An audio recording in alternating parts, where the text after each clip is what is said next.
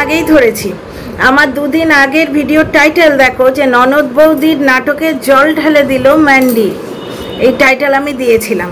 তখনই আমি এক্সপেক্ট করছিলাম যে এর একটা রিপারকাশন বা এর একটা রিয়াকশান আসবে, ঠিক এসছে।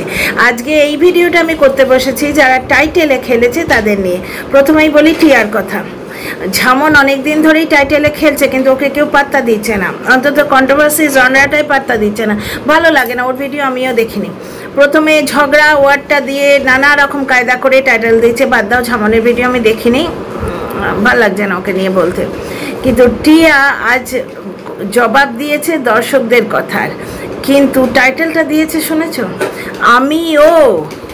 এই ও ওয়ার্ডটাই অনেক সিগনিফিক্যান্ট। আমিও আজ মা আর বোনের বিরুদ্ধে মুখ খুলতে বাধ্য হলাম, ওরা বাড়ি নেই তাই বলছি। টাইটেলটা শুনলে কী ভাববে, যে ঠিক ননদ বৌদির মতো মায়ের এগেনস্টে মেয়ে মুখ খুলেছে। ব্যাপারটা তার নয়, টিয়া কাজ করেছে কিছু, এবার ফাস্ট ফরওয়ার্ড করে কাজটা করেছে, তো দেখে মনে হচ্ছে ভয়ঙ্কর একটা কাজ করেছে। আর এই সময় সিজারিয়ান বেবি হয়েছে। যারা দর্শক যারা ভালোবাসেন, দর্শকদের ভালোবাসা তো নিঃস্বার্থ হয়, ওনারা শুধুমাত্র মানে নিজেদের কনসার্নটা দেখান, তো ওনারা অ্যাংসাস হয়ে গেছেন, উদ্বিগ্ন হয়ে গেছেন যে এই সময় সেলাই রয়েছে পেটে, এই সময় এরকম কাজ করো না। এবং ওর নিজেরও হয়েছে, ওর শিরায় ব্যথা উঠছে বলছে, ওই কাজ টাজ করেছে বলে। এবার ওদের মানে যারা এরকম কাজ টাজ করতে অভ্যস্ত, খুব কর্মঠ বাড়িতে, অনেকেই বুঝতে পারে না। যেমন টিয়ার হাজব্যান্ড দেখলাম রান্না করবে তো করো বলছে, কিন্তু টিয়ার মা বলেছেন যে এই সময় রান্নাঘরে যেও না, হাঁচি হলে ওই ইয়েতে দাগ মানে টান পড়বে সেলাইতে। তো যাই হোক, টিয়া কালকে কাজ করা দেখিয়েছিল, কিছুটা নিজের প্রয়োজনে, আর কিছুটা হয়তো মা ঘুমোচ্ছে, কত কাজ মা করবে, এতদিন ধরে করছে, সেই মানে মেয়ে হিসেবে মায়ের প্রতি একটুখানি কি বলবো চিন্তা থেকে। আর 3 নম্বর হচ্ছে ব্লগের ম্যাটেরিয়াল। এই সমস্ত কারণে টিয়া কালকে কাজ করে দেখিয়েছে এবং দর্শকরা কনসার্নড হয়েছে। দর্শক দু ধরনের হয়, এক আদর করে বলে যে এই সময় করো না, তোমার পেটে সেলাই রয়েছে, কষ্ট হবে, ব্লা ব্লা। আর একজন দর্শক আছে তারা বলেছে, আর এক ধরনের দর্শক আছে তারা বলেছে, কেমন মা, হ্যাঁ তোমার মা কেমন, তুমি সিজারিয়ান বেবি হয়েছে তোমার, তুমি পেটে সেলাই নিয়ে কাজ করছো, সে মহিলা কিছু বলে না। সুতরাং সেটাই আজকে টিয়া জবাব দিচ্ছে যে না, মা টের পায়নি, মা ঘুমোচ্ছিল, আমি কাজ করেছি, মা টের পায়নি। কিন্তু মা যখন দেখেছে যে আমি রান্না করতে যাচ্ছি, তখন কিন্তু মা জেগেছিল, মা যখন মানে এমনি কাজের মধ্যে ছিল, তখন বারণ করেছিল যে না রান্নাটা করিস না, রান্না করলে হাঁচি টাচি হলে সেলাইয়ে চাপ পড়বে। তো এই জিনিসটা ক্লিয়ার করতে এসে কিরাম কন্ট্রোভার্সিয়াল টাইটেল দিল দেখো, যে মা বোন বাড়িতে নেই তাই এই ফাঁকে আমিও মা বোনের এগেনস্টে মুখ খুলতে বাধ্য হলাম। টাইটেলের খেলা একটা দেখালাম। 2 নম্বর টাইটেলের খেলা শোনো। আমার 2 দিন আগের ভিডিওর টাইটেল ছিল যে নাটকে জল ঢেলে দিল ম্যান্ডি, তার রিয়াকশান আজকে নাটকে এসছে। আমি অ্যাকচুয়ালি হিসেবটা তখন থেকেই মেলাতে পারছি না। অ্যাকচুয়ালি এই বকওয়াস ভিডিওগুলো ভালো লাগছিল না দেখতে। আমি তো বললাম ওই ননদের নয় বৌদির মানে ওই সনিকার ভিডিওটা মানে পুরো গরুর রচনা, বসে বলে যাচ্ছে, বকবক করে যাচ্ছে, কি হজমের ওষুধ খাবি, হাই ডোজ দেব, কথাগুলোর মানে বুঝতে পারছো? তো যাই হোক, এই কথাগুলো শুনতে না আমি ঘুমিয়ে পড়েছিলাম, এত বোরিং। কিন্তু তখনই আমি বুঝেছি ব্যাপারটা। তো আমি ভেবেই রেখেছিলাম 2 পার্টে ভিডিও করব, 2টো পার্টে ভিডিও করব। প্রথম পার্টটা আগে এসে গেছে, এবার সেকেন্ড পার্ট। ব্যাপারটা হচ্ছে আজকে টাইটেলে খেললো ওই সনিকার নিজের মান সম্মানের প্রতি কোনো মানে পরোয়াই নেই। টাকা টাকা টাকা পয়সা বলতা হ্যাঁ ভাই, মানে বাপ বড়া না ভাইয়া, সবসে বড়া রুপাইয়া, মানি না থাকলে জগৎ খালি, ঘটনা তাই। এবং ওই কি বলবো, কাকবক দেখিয়ে আজকাল ব্লগিং মানে প্রত্যেকে করছে, মানে every Tom Dick and Harry blogging শুরু করেছে, যার জন্য ব্লগারদের মধ্যে কম্পিটিশন প্রচণ্ড। এবং তোমরা শুনেইছিলে বড় চ্যানেলের ভিউ কমে গেছে। বড় চ্যানেল একবার ভিডিও করে বলেছিল, ওই যে একজন কন্ট্রোভার্সি ভিডিও ক্রিয়েটারের বিরুদ্ধে দিল্লি গেছে না, তাকে নিয়ে যখন ভিডিও করতে আসে তখন কিন্তু বলেছিল, আমি তখন সবে চ্যানেলটা খুলেছি, আমার বোধহয় 100টা সাবস্ক্রাইবারও নেই তখন। ওদের একটা ভিডিও এসেছিলো, সেখানে দেখেছিলাম এই সনিকা বলেছিল যে ওই কন্ট্রোভার্সি ক্রিয়েটারের বকবকানির চোটে আমার চ্যানেলটা পুরো বসে গেছে। আর সত্যি 7-8 কে করে নাকি ভিউ হচ্ছে, এরম উনি মানে ও বলছিল। তো আমি গিয়ে চেক করলাম, সত্যি 7-8K করে ভিউ হচ্ছিল।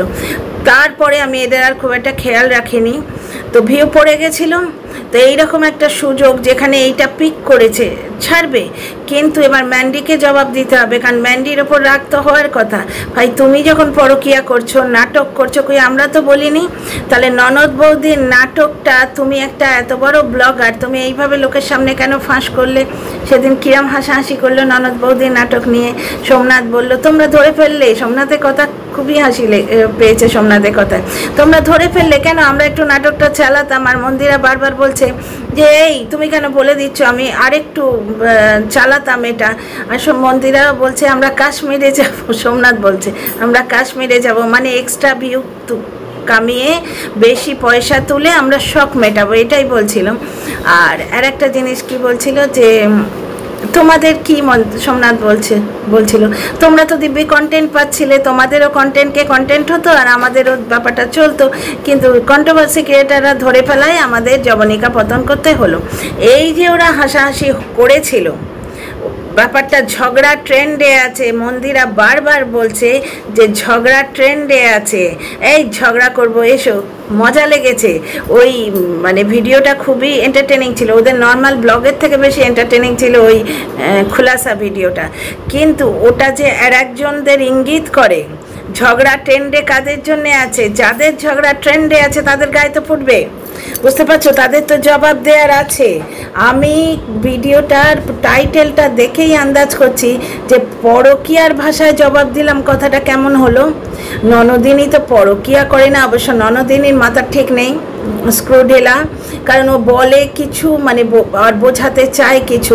প্রথম যেদিন মেয়েকে নিয়ে মেয়েকে পাশে বসিয়ে স্বামীর বিরুদ্ধে বিষোদ্গার করেছে, সেই দিন বলছিল কে আমার স্বামীর সঙ্গে সংসার করবে, কমেন্ট বক্সে লেখো। তারপরেই বলছিল আমি যদি অন্য কাউকে পাই তার সঙ্গে চলে যাব না, এই ধরনের কিছু একটা বলছিলাম। আমি প্রথমে বললাম ওকে বলছে পরকীয়া, না নাটকে এত দূরও যাবে না।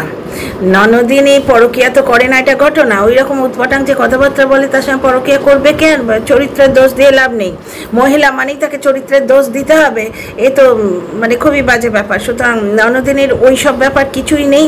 এবং আমার স্বামীর সঙ্গে কি হয়েছে ওর ব্যাপারটা আমার কাছে বোধগম্য নয়, মানে জানা নেই, বোধগম্য নয় জানা নেই, খুব একটা যে কিছু হয়নি সেটা বোঝা যাচ্ছে। কিন্তু ব্যাপারটা হচ্ছে অন্যদিকে মন যাওয়া বা এই সমস্ত ব্যাপার ওর নয়। তাহলে পরকীয়ার অ্যাঙ্গেলটা সোনিকা ননদিনীর বিরুদ্ধে কোনো মতেই আনতে পারে না। তখন আমার মাথায় এটা ক্লিক করলো যে হ্যাঁ তাই তো, আমি এটা এক্সপেক্ট করছিলাম দুদিন ধরে। তারপর বুঝতে পারছো তো নানা কাজে ভুলে গেছি। তখন আমার মনে পড়ছে যে ম্যান্ডি যখন ওপেনলি এইভাবে একটা ভিডিও করেছে যে নাটক ট্রেন্ডে আছে, হি করে হাসাহাসি করছে নিজের হাজব্যান্ডের সঙ্গে, আমরা এন্টারটেনড হচ্ছি, তার মানে কি তীরটা সোজাসুজি ইয়েকে দিয়েছে, সোনিকাকে দিয়েছে। তা সোনিকা বলল পরকীয়ার ভাষায় বলছি, তার মানে কি তোমরা পরকীয়ার নাটক করে চূড়ায় উঠে পয়সা কামিয়েছো।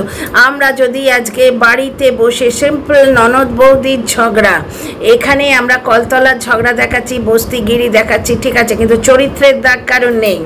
না আমি আমার স্বামীকে ছেড়ে যাচ্ছি, না আমার ননদিনী স্বামীকে ছেড়ে আসছে। আর মান সম্মান দিয়েছে সোনিকা, এবং ননদিনীও সেটা বলেছে তোর মান সম্মান দিতে হবে না। ঝগড়ার সময় সোনিকা বলছে যে আমার থেকে তো কতটুকু বড়, বেশি বড় তো নয়, তাহলে তুই বলেছি তো কি আছে। মানে কোনোভাবে এই বাড়ির বউয়ের রোলটা কিন্তু ছাড়ছে না, যে না আমি ননদিনীকে লোকের সামনে ছোট করেছি তা নয়, বুঝতে পারছো ব্যাপারটা? গট আপ কেসটা পুরোপুরি আছে। তাহলে এইবার সোনিকা বলতে চাইছে তুই কি কাণ্ড করে এসছিস, কাদায় মুখ ডুবিয়ে এসছিস, তুই যখন নিজের চ্যানেল উপরে তোলার জন্যে এত নোংরামও করতে পারিস, সেখানে আমরা ননদ বৌদি একটুখানি ঝগড়া করছি, স্ক্রিপ্টেড ঝগড়া। আমাদের পাড়াপড়শি তো কেউ কিছু বলছে না। হ্যাঁ পাড়াপড়শি 1-2 কমেন্ট অবশ্য লিখে গেছে যে ওদের সঙ্গে পাড়ায় কেউ কথা বলে না নাকি, বুঝতে পারছো, লিখে গেছে এটা, পাড়ায় ওদের সঙ্গে কেউ কথা বলে না, পাড়ায় ওদের পাত্তা দেয় না। কিন্তু এগুলো নিয়ে আমি ভিডিও করিনি এই জন্যে, কারণ যে লিখেছে সে আদৌ ওদের পাড়ার লোক কি? আমি কখনো উড়ো খবরকে পাত্তা দিই না, কারণ উড়ো খবর মানেই নিজের খবর। আমি আগেই বলেছি, প্রমাণ করা যাবে না। যে আইডিটি থেকে এসছে প্রথমে, সেই আইডিটা যে ওদের পাড়ার লোক, সেটা তো প্রুভ করতে হবে, তাই না? তো সুতরাং পাত্তা দিইনি। কিন্তু কথাগুলো এইগুলোই ছিল যে ওদের সঙ্গে পাড়ায় কেউ কথা বলে না, ওদের পাড়ায় কেউ পাত্তা দেয় না, সুতরাং ওরা যে কিভাবে টাকা তুলছে, ভিউ কামাচ্ছে সবাই জানে। ব্যাপারটা হচ্ছে পাড়ার লোকে দেখছে আমরা কষ্ট করছি, আমরা জীবন যুদ্ধে ব্যস্ত, আর এরা শুধুমাত্র ব্লগিং করে বা বাড়িতে বসে একটু ক্যামেরা ধরে নিজেদের অবস্থা কি বাড়ির ছিঁড়ি ছিল আমি দেখলাম, তো সেখান থেকে এরম বাড়ি বানাচ্ছে, স্বামীটা ওরা মথর বউ, তবু বউটা করে খাচ্ছে। এগুলো একটা হিংসে, একটা চোখ টাটানো ব্যাপার থাকে। সুতরাং পাড়ায় হতেই পারে এদের সঙ্গে ডিস্টেন্স মেনটেন করে চলে, জানি না, আমি কি করে জানবো? একটা কমেন্ট পেয়েছি, সেই সূত্রে বললাম। তো যাই হোক, সেটা তো আমাদের বিচার্য বিষয় নয়। এবার শনিকার কথা হচ্ছে, বাড়িতে বসে ভদ্রভাবে সাজ পোশাক করে, অসভ্যতা না করে, শুধুমাত্র বস্তিবাসীর ঝগড়া দেখিয়ে যদি আমরা ভিউ আর্ন করি, পরকিয়া তো করিনি। সুতরাং আমাদের পেছনে বেশি লাগতে এসো না ম্যান্ডুরানি। বেশি যখন হাই ডোজ দেবো, অ্যাকচুয়ালি এক ঢিলে দুই পাখি মেরেছে। আমরা ধরে নেবো যে হয়তো বলছে যে ও ননদিনীকে, কিন্তু ব্যাপারটা তা নয়। যে আমি যখন বলতে শুরু করব না, পরকিয়া নিয়ে তোমাদের কথা বলতে শুরু করব, তখন কিন্তু 3-4টে হজমের ওষুধ লাগবে। একটা অ্যাসিলক, কি একটা র্যান্ট্যাক, কি একটা জিনটাকে হবে না, ডেলুসিলে হবে না। বুঝতে পারছো ব্যাপারটা? আর একটা জিনিস হচ্ছে, এরা ম্যান্ডিকে হেল্প করেছিল একটা ভিডিওতে, ওরা বলেছিল, কারণ ম্যান্ডি একজন কন্টেন্ট ক্রিয়েটারের হয়ে মুখ খুলেছিল এদের বিরুদ্ধে। তখনই বলেছিল যে ওভারনাইট জেগে তোদের চ্যানেলটা আমরা ফিরিয়ে এনেছি, তোরা এইভাবে অকৃতজ্ঞতা কাজ করলি। এবার সঙ্গে সঙ্গে ম্যান্ডির রিয়াকশন এসেছিল কিনা আমার এখন মনে পড়ছে না, অনেক দর্শক লিখেছিলেন, তো বা ওরা কি আর একটা চ্যানেল খুলে নিতে পারে না? অত সোজা নয় ভাই। 4 লাখের একটা চ্যানেল, সেইটা যাবার পর আর একটা চ্যানেল খুলে নিলে সেটা 4 লাখে উঠবে? নিজের গায়ে অত কাদা মেখে ওরা 4 লাখে তুলেছে চ্যানেলটা, অত সোজা যে সেকেন্ডের একটা চ্যানেল খুলে নেবে? তো এই নিয়ে কিন্তু ভিডিও করেছিল এই শনিকারা। সুতরাং আমি ভাবছিলাম শনিকার তরফ থেকে জবাব আসছে না কেন, এটাই হচ্ছে জবাব। হাই ডোজটা দিচ্ছে ম্যান্ডিকে, ভাই তুই পরকিয়া করে নাটক তুলেছিলিস, নাটক করে তুই চ্যানেল তুলেছিস, আমরা বস্তিগিরি দেখিয়ে চ্যানেল তুলছি, ভিউ কামাচ্ছি, তোর পাকা ধানে মই দিয়েছি, সুতরাং চুপচাপ থাক। আমি যদি ডোজ দিতে শুরু করি না, অম্বলের ওষুধ একটা খেয়ে হবে না, হজমের ওষুধ একটাতে হবে না। বুঝতে পারছো কেসটা? ননদিনী নয়, আজকে বলেছে খানিকটা ম্যান্ডিকে। তো তোমাদের কেমন লাগলো কমেন্ট বক্সে জানিও। ভালো লাগলে সাবস্ক্রাইব করে পাশে থেকো। See you in the next video.